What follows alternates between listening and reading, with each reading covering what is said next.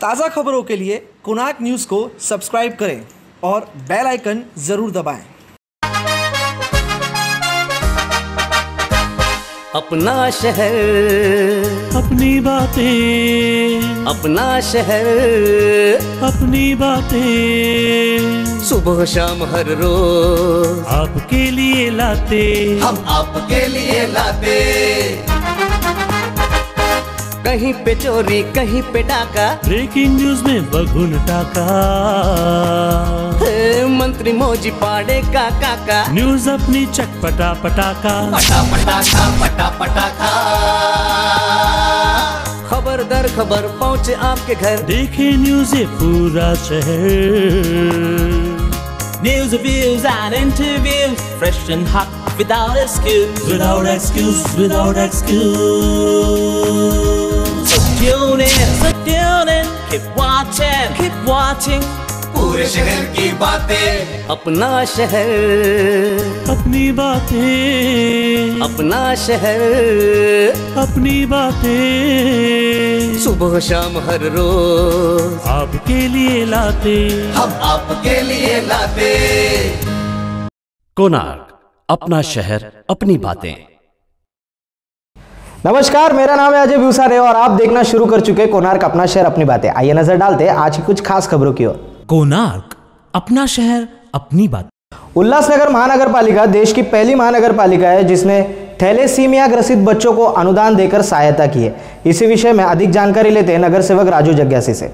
आज दशमेश ग्रुप सिख समाज के युवा टीम यहाँ पे आई, उन्होंने आभार व्यक्त किया, उसके लिए मैं बहुत बहुत उनको धन्यवाद देता हूँ कि यह जो लास्ट 15 दिन पहले थैलेसीमिया के बच्चों की मैंने कैंप लगाई थी, जहाँ पे करीब 70 बच्चों को रजिस्टर किया गया था कि उनको गवर्नमेंट से अनुदान मिले, महानगर पालिका से अनुदान मिले।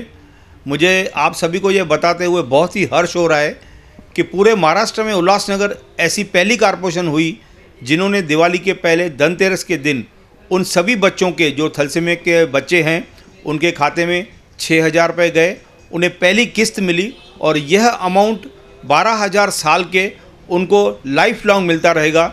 इसके लिए मैं महानगर पालिका के आयुक्त, शासन, प्रशासन सभी को बहुत बहुत धन्यवाद देता हूं और आज जो दशमेश ग्रुप मेरे पास आया मैं उनका बहुत बहुत आभारी हूं। धन्यवाद। कोणार्क, अपना शहर, अपनी बात। उल्लासनगर के भवन निर्माता राम वाधवा ने लिए चांद पर जमीन। इसी विषय पर हमारे न्यूज चैनल ने की उनसे खास मुलाकात। आइए देखते हैं। क्या चांद पर ज़मीन ली जा सकती है? क्या चांद पर ज़मीन खरीदना पॉसिबल है? चांद पर ज़मीन खरीदने के लिए कितने पैसे खर्च होते या कितने पैसे खर्च हो गए, ऐसे हम सवाल करेंगे भारत के चौथे व्यक्ति जिन्होंने चांद पर ज़मीन ली है। उनसे आज हम रूबरू होने वाले मिस्टर राम वाधवा जी से।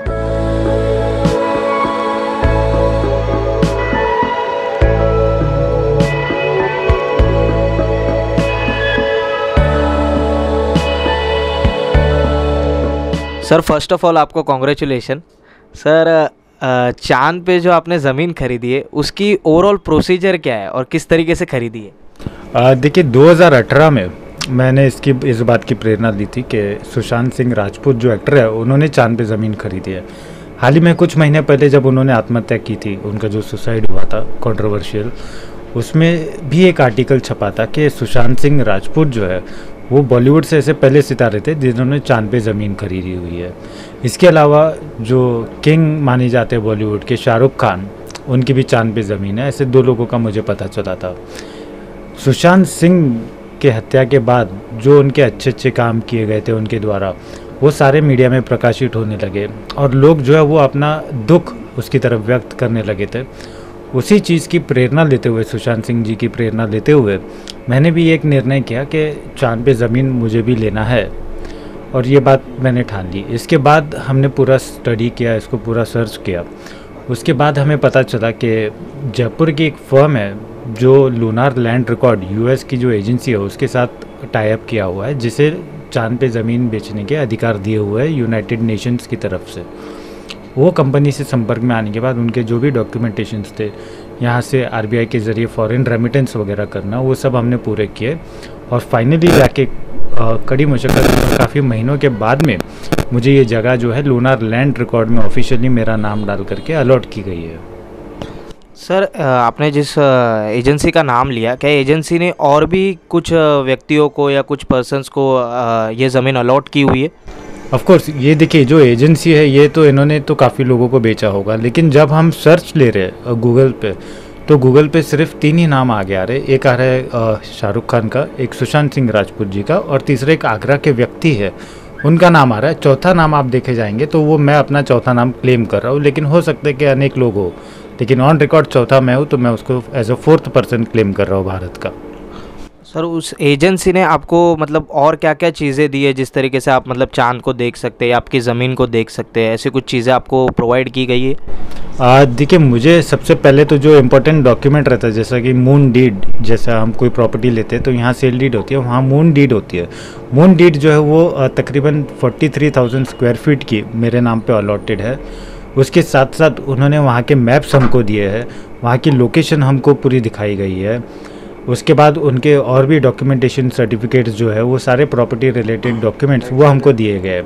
इसके अलावा ज़मीन पे निगरानी रखने के लिए, देखिए चांद पे जाना ये सोचना ठीक है, लेकिन फ़िलहाल तो ऐसा कोई है नहीं कि जो चांद पे जा सके, तो एक सिर्फ ये शौक़ है। और उसको देखने के लिए, जैसा एक्टर सुशांत सिंह राजपूत, उन्होंने आपने देखा होगा कि एक 50 लाख की उन्होंने दूरबीन खरीदी थी वो देखने के लिए अपनी जगह, उसी तरीके से जो हमें है कंपनी के द्वारा, लूनार लैंड रिकॉर्ड्स, इनके द्वारा एक एप्लीकेशन दिया गया है जो हमारे पास उसकी की है और मेरे पास इंस्टॉल्ड है। तो मैं एनी टाइम GPS के ज़रिए जब मैं चाहता हूँ, मैं मेरी ज़मीन पे निगरानी और नज़र रख सकता हूँ। और सर ये ज़मीन की मतलब कॉस्ट क्या है? मतलब ये जब आपने जो चांद पे जब ज़मीन खरीदी, जिस एजेंसी से खरीदी, उसका मतलब एग्जैक्टली कॉस्ट क्या है?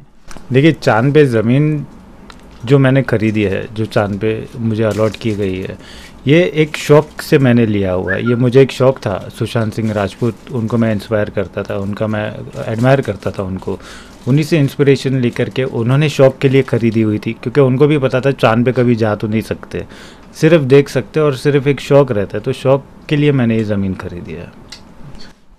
तो सर आपको कैसा लग रहा है कि आप दुनिया के 4थे व्यक्ति हैं जिन्होंने चांद पर ज़मीन खरीदी है? तो हाउ डज़ इट फील?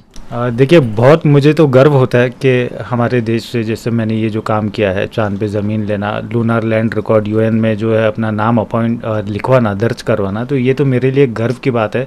मेरे पूरे परिवार, दोस्तों को, सबको इस चीज़ का गर्व है, और ये प्रेरणा मैंने सुशांत सिंह राजपूत से ली हुई है। आज से 3 दिन पहले चाइना ने दावा किया है कि सन 2024 में वो लोगों को चाइना से चांद पर ले जाएगा, ऐसा उनका दावा है। तो अगर कभी मुझे ऐसा सौभाग्य मिला चांद पे जाने का, तो मैं भी ज़रूर अपने परिवार के साथ, दोस्तों के साथ जाना पसंद करूँगा। ठीक है, thank you so much sir. तो ये थे दुनिया के 4थे व्यक्ति मिस्टर राम वाधवा जी, जिन्होंने चांद पर ज़मीन खरीदी और अपना उन्होंने जस्टिफाई किया कि किस तरीके से चांद पर जा सकते या नहीं जा सकते, या फ्यूचर में हम जा पाएंगे। कोणार्क, अपना शहर अपनी बात। सिंधी समाज द्वारा मनाया जाने वाला चौमासा व्रत बुधवार को धूमधाम से मनाया गया। आइए देखते इसी की कुछ खास झलकियां। बोलो कपिलेश्वर महादेव की जय। हर साल की तरह इस साल भी शिव चौमासा मोकला की पूजा चालू है। भगवान महामृत्युंजय, जो कोरोना काल चल रहा है उसमें जो भी बीमारी है, जो बीमार है उनको ठीक करे, और जो वैक्सीन अभी आने वाली है उसमें ऐसी संजीवनी बूटी डाले कि सब लोग ठीक हो जाए और जल्दी सबको इस कोरोना से राहत मिले। उसी भाव से आज जो पूजा करेंगे हम कोरोना के लिए करेंगे, ताकि वो यहाँ से जल्दी नियुक्त हो जाए और सब ठीक तंदुरुस्त हो जाए। और जैसे कि आप देख रहे हो कि हर साल की तरह इस साल भी शिव चौमासा पूजन है। प्राचीन मंदिर है हमारा। भगवान महादेव सबको आशीर्वाद दे और सबकी मनोकामना पूरी करे। बोलो कपिलेश्वर महादेव की जय। 3 नंबर रोटी हनुमान मंदिर में हर साल की तरह इस साल भी चौमासे के व्रत रखे गए हैं, जिसका आज उद्यापन है। हमने कोरोना को ध्यान में रखते हुए, सोशल डिस्टेंसिंग का ध्यान रखते हुए आज इसका उद्यापन कर रहे हैं। इसका नाम, भोले बाबा का नाम ही आशुतोष है। ये सभी की मनोकामना पूरी करते हैं। इन्होंने, विष्णु भगवान ने इनका आराधना की तो उनको सुदर्शन चक्र दिया। रामचंद्र भगवान जी की सीता जी गायब हुई तो उन्होंने रुद्र अभिषेक किया तो उनको सीता जी मिली। इस तरह बाणासुर ने जब कृष्ण भगवान से युद्ध किया तो बाणासुर को शिवजी भगवान ने उनकी रक्षा की। इस तरह सभी भक्त जो भी इनकी मनोकामना रखते हैं और इनकी पूजा करते उनकी सभी मनोकामना पूरी हो जाती है। बोल कपिलेश्वर महादेव की जय। ओम नमः शिवाय। आज हमारा शिव चौमासा व्रत पूर्ण हो रहा है, लेकिन हम लोग सोशल सिस्टम को ध्यान में रखते हुए एक दूसरे को दूर बैठा के पूजा कर रहे हैं महादेव की। भगवान महादेव सब पे कृपा करे। बोलो शंकर भगवान की जय।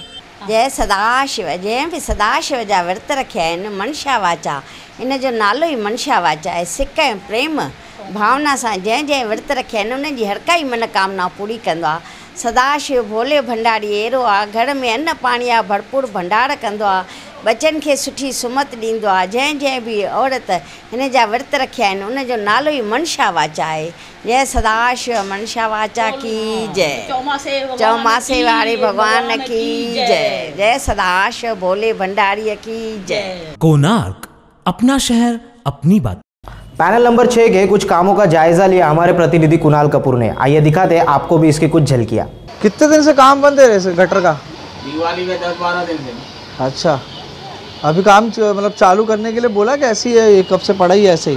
कल तो आया था बीजेपी का कोई कार्यकर्ता, उसको बोला तो उसने बोला कि हम लोग कल से चालू कर रहे हैं, अब तक तो कुछ चालू हुआ नहीं। काके लाइट ये जो ड्रेनेज का काम का चल रहा है कब से चल रहा है, कब से मतलब रुका हुआ काम है ये?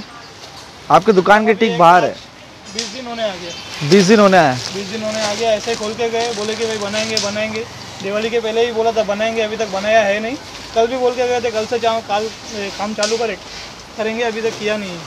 अच्छा, अभी गुरु नानक जयंती भी आना है, बाकी का काम बाकी है गुरुद्वारे का। हाँ, गुरुद्वारे का काम। अभी गुरु नानक जयंती भी आएगा तो ऐसा अच्छा नहीं लगता ना। अच्छा, बोला हुआ है नाली इतना दिन से, तो तकलीफ हो रहा है। अभी हम लोग के कस्टमर भी आते हैं, ये दो पत्थर रखे इधर, जैसे कस्टमर आ पाए। हम लोग का दिवाली का धंधा भी ऐसा ही गया है। भैया लोग यही पहनते थे। कितने का है वो पहले? हम लोग को पूरा माल बाहर रखना पड़ रहा है, इतना तकलीफ होता है। इधर रोज का ये पाटे इधर सरकाना पड़ता है हम लोग। शहर में जब विकास की बात की जाती है तो उसकी तस्वीर अगर आप देखने जाएंगे तो वो कुछ विपरीत ही होती है। ऐसे में शहर भर में ड्रेनेजों की हालत तो ख़राब है, जिसे लगातार हम आपको बताते भी आ रहे हैं और काफ़ी नागरिक इससे परेशान भी हैं।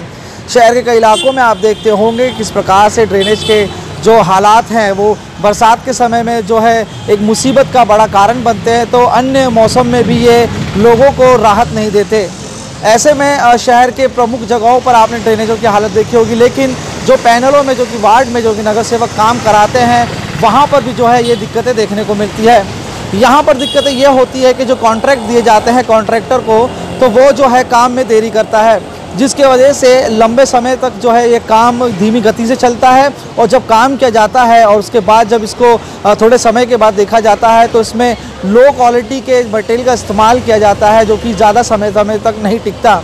ऐसे में उल्लासनगर कैंप क्रमांक 2 के पैनल नंबर 6 से जो है शिकायत नागरिकों की लगातार आ रही थी कि यहाँ पर जो है कुछ समय पहले ड्रेनेज के काम को जो है शुरू किया गया था, लेकिन ड्रेनेज के काम को शुरू करने के बाद लंबे समय से ये काम रुका हुआ है, जिसके वजह से आसपास में रहने वाले नागरिकों को, दुकानदारों को और व्यापारियों को काफ़ी दिक्कतों का सामना करना पड़ रहा है। ऐसे में जब हमने जाकर यहाँ पे जायज़ा किया तो देखने ये मिला कि यहाँ पर जो है ड्रेनेज के काम को शुरू तो किया गया है, लेकिन उसकी गति काफ़ी धीमी है। ऐसे में कॉन्ट्रैक्टर की बात करें तो भारत कॉन्ट्रैक्टर द्वारा ये काम किया जा रहा है, और जिस तरीके से जो काम किया जा रहा है और जब इसकी हमने जांच पड़ताल की तो शहर के अन्य इलाकों में जो कि इस कॉन्ट्रैक्टर को काम दिया गया है, भारत कॉन्ट्रैक्टर को, वहाँ पर भी ये देखने को मिला कि जो कार्य है वो धीमी गति से करते हैं, और साथ ही साथ जो मटेरियल होता है उसका इस्तेमाल भी जो है लो क्वालिटी का किया जाता है, जिससे नागरिकों को और साथ ही साथ जो स्थानिक नगर सेवक हैं उन्हें भी दिक्कतों का सामना करना पड़ता है। क्योंकि जब काम ठीक से नहीं होता तो जनता जो है वो नगर सेवक को ही दोषी ठहराती है, लेकिन ये नहीं पता होता कि जो काम किया जा रहा है ठेकेदार द्वारा उसमें किस तरीके की गलतियाँ की जाती है। ऐसे में देखना अब ये होगा कि आने वाले समय में यहाँ पर जो है सिख समुदाय बड़ी तादाद में रहता है और गुरुद्वारे का भी कार्य यहाँ पर होना है, जो कि ड्रेनेज का कार्य जो कि इसके सामने से होते हुए जाना है। तो देखना यह है कि कॉन्ट्रैक्टर कब जो है अपनी गलतियों को ठीक कर पाते हैं और कितनी जल्द यहाँ पर जो है ड्रेनेज का काम पूरा हो पाता है।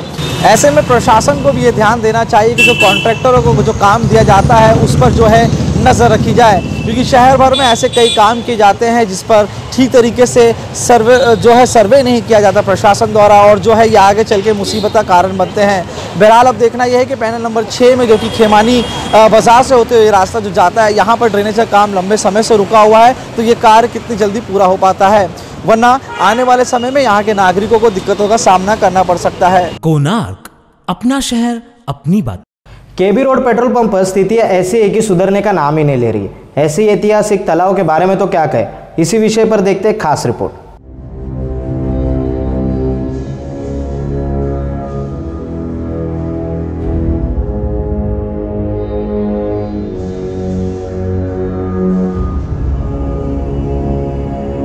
अभी हम खड़े उल्लासनगर 3 के 17 सेक्शन पेट्रोल पंप वाले इलाके पर, और आप देख सकते हैं कि ये जो गड्ढा है ये काफ़ी सालों से जैसा है वैसा ही है। और अभी एक और दिक्कत यहाँ पे लोग को फेस करनी पड़ रही है, जो है गटर की, कि गटर का जो पानी है वो गड्ढों में जब चला जाता है तब गड्ढे लोगों को दिखते नहीं है कि कितने ज़्यादा गहरे हैं, और प्रशासन भी इसके ऊपर कोई मतलब काम नहीं कर रहा है। तो फिर प्रशासन आखिर में चाहता क्या है कि इस समस्या से उभरने के लिए हम इस इलाके को ही छोड़ दें। तो अभी हम यहाँ के सामान्य नागरिकों से पूछेंगे कि आपकी क्या राय है इस गड्ढे के ऊपर। तो सर, ये जो समस्या है कितने सालों से यहाँ पे, और कितने सालों से आपको इसका सामना करना पड़ रहा है? कम से कम 2-3 साल हो गए हैं, इसकी कोई मरम्मत नहीं है, कुछ सुनाई नहीं है, और आने जाने बहुत तकलीफ होती है, एक्सीडेंट होते रहते हैं, कोई बोलने वाला नहीं है, क्या करें। और ये जो गड्ढा है, जब भी आप यहाँ से अपनी गाड़ी जब भी आपकी गाड़ी यहाँ से गुजरती है तब आपको पता चलता है कि वो गड्ढा जो है कितना गहरा है। गिर जाते हैं इंसान, फ्रैक्चर हो जाते हैं, और अपना गाड़ी ख़राब हो जाती है, पूरा दिन गैरेज में जाओ, इधर जाओ उधर जाओ, बहुत तकलीफ वाला काम है इधर। उल्लासनगर में बहुत गड्ढे, ये गड्ढा खास करके बहुत तकलीफ देता है हमारे को। कौन सा है गड्ढा? 17 सेक्शन? ये 17 सेक्शन का गड्ढा है, पेट्रोल पंप के बाजू का गड्ढा है। क्या तकलीफ हुई है आपको? तकलीफ मतलब गाड़ी इतना जबरदस्त नीचे ये होती है, कुछ टाइम पे तकलीफ भी होता है, पैसेंजर को भी तकलीफ होता है। हाँ, बहुत मुश्किल हो रहा है।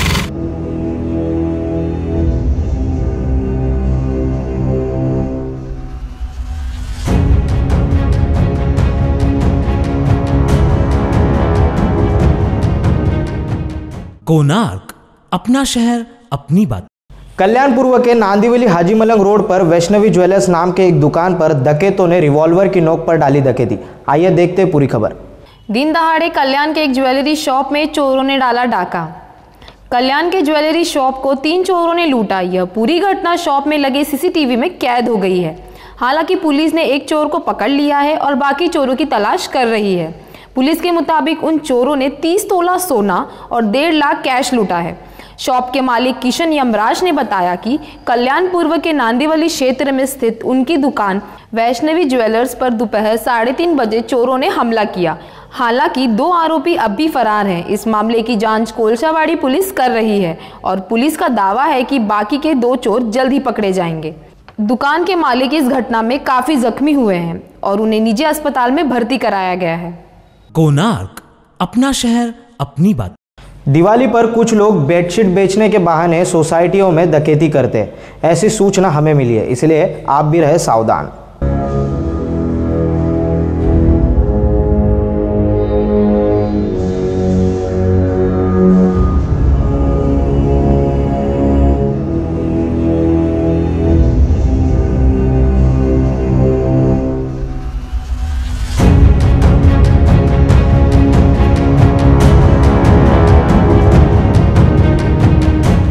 कोणार्क, अपना शहर अपनी बात। पवन कैलाश आचरा नामक युवक 16 नवंबर से लापता है। जिस किसी को भी इसकी खबर मिले वो नीचे दिए हुए नंबर पर सूचित कर सकते हैं। पवन कैलाश अचरा नामक 25 वर्षीय युवक ने अपने घर महालक्ष्मी अपार्टमेंट भाटिया अस्पताल उल्लासनगर 5 से 16 तारीख की रात 9 बजे से लापता है। युवक के पिता कैलाश गुरमुखदास अचरा ने हिल लाइन पुलिस स्टेशन को दी है लापता होने की सूचना। पवन हिंदी और सिंधी में बात कर सकता है। 5 फुट 8 इंच लंबे इस युवक के विषय में कोई भी जानकारी होने पर स्थानीय पुलिस को संपर्क करें। कोणार्क, अपना शहर अपनी बात। दिवाली का त्यौहार खत्म होते ही अब धार्मिक लोगों की नज़र छठ पूजा की ओर है। इसी के ऊपर देखते हैं एक खास रिपोर्ट। 20 नवंबर से शुरू होगा छठ पर्व। दिवाली के बाद अब सभी को छठ पर्व का इंतजार है। उत्तर भारत और खास तौर पर बिहार, यूपी और झारखंड में यह त्यौहार बहुत उत्साह के साथ मनाया जाता है। हालांकि इस पर पूरे देश में छठ पूजा पर कोरोना महामारी का असर पड़ेगा। सार्वजनिक स्थानों पर कम भीड़ जुटाने की अपील की जा रही है। लोगों से कहा जा रहा है कि वे अपने घर पर ही जल स्रोत बनाकर पूजा अर्चना करें। छठ पूजा की शुरुआत नहाए खाए से होती है। इसके अगले दिन उपवास होता है। तीसरे दिन छठ पर्व का प्रसाद तैयार किया जाता है और स्नान कर डूबते सूर्य को अर्घ दिया जाता है। छठ पर्व के चौथे और आखिरी दिन उगते सूरज की आराधना की जाती है। इस तरह 4 दिवसीय छठ पर्व पूर्ण होता है। 20 नवंबर को छठ पर्व की शुरुआत होगी। 20 नवंबर को छठ पर्व की शुरुआत होगी। इस दिन सूर्योदय 6:48 पर होगा तथा सूर्यास्त 5:26 पर होगा। वैसे षष्ठी तिथि एक दिन पहले यानी 19 नवंबर को रात 9:58 से शुरू हो जाएगी। 20 नवंबर को रात 9:29 बजे तक रहेगी। इसके अगले दिन सूर्य को सुबह अर्घ देने का समय 6:48 है। कोणार्क, अपना शहर अपनी बात। तो ये थी आज की कुछ खास खबरें। फिर से मिलेंगे नई खबरों के साथ। तब तक के लिए आपके परिसर में अगर कोई घटना घट रही हो तो आप हमें भेज सकते हुए नीचे दिए हुए नंबरों पर। तब तक के लिए मैं लेता हूं आपकी रजा। धन्यवाद। कोणार्क, अपना शहर अपनी बात।